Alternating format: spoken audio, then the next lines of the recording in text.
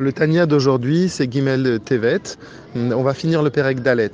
Hier, on a expliqué que la Torah est comparée à l'eau parce que justement, quand elle descend dans ce monde-là, elle n'est pas dénaturée. C'est vraiment l'essence même d'Akadash Baruch Hu.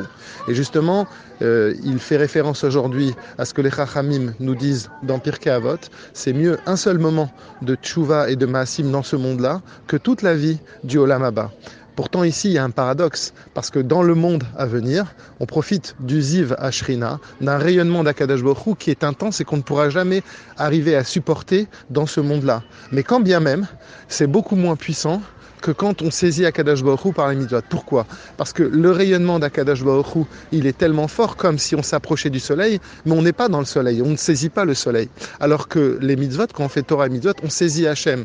L'exemple qu'il donne, c'est comme quand par exemple on va enlacer le roi, mais le roi il est habillé de tonnes d'habits. Alors on ne pourra pas dire, ah parce que je n'ai pas touché le roi lui-même, mais j'ai enlacé ses vêtements, je n'ai pas enlacé le roi. Non, parce que le roi se trouve dans ses vêtements. Il n'y a pas deux choses qui sont séparées. Ce n'est pas comme le rayonnement du soleil où il y a le rayon et le soleil. Ce n'est pas dénaturé.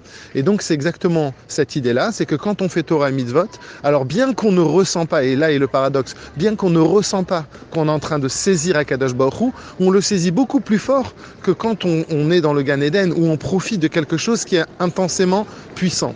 Et il termine en disant que dans Shir HaShirim, c'est marqué que Hachem, lui, se saisit de nous par son bras droit. Il nous enlace par son bras droit, parce que la droite est comparée au chesed et à l'eau. Et donc ça rentre bien dans l'explication que l'on veut dire. C'est que la Torah qui est comparée à l'eau, justement, elle n'est pas dénaturée. Et quand on fait Torah et Mitzvot dans ce monde-là, on se saisit réellement d'Akadosh Baruch Hu.